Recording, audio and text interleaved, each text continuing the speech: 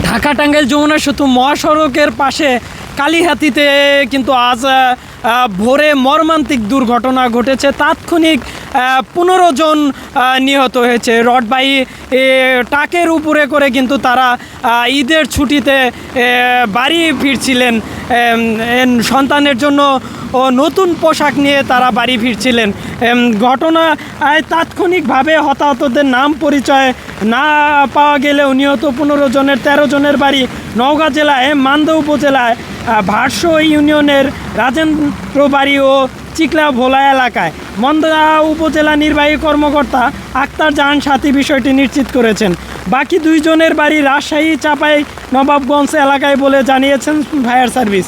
নিহত আহতরা সকলেই রডবাহী ট্রাকযোগে উত্তরবঙ্গের দিকে যাচ্ছিল।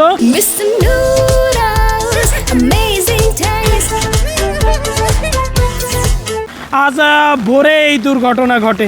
অতিরিক্ত পুলিশ সুপার ফৌজিয়া হাবিব জানিয়েছেন, ঢাকা থেকে ছেড়ে আসা একটি রড বোঝাই ট্রাক যাত্রী নিয়ে উত্তরবঙ্গের দিকে যাচ্ছিল।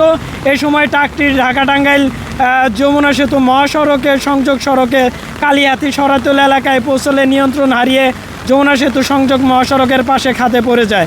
এ ঘটনায় স্থলেই 15 জন নিহত হয়। আহতদের উদ্ধার করে টাঙ্গাইল জেনারেল হাসপাতালে পাঠানো হয়েছে।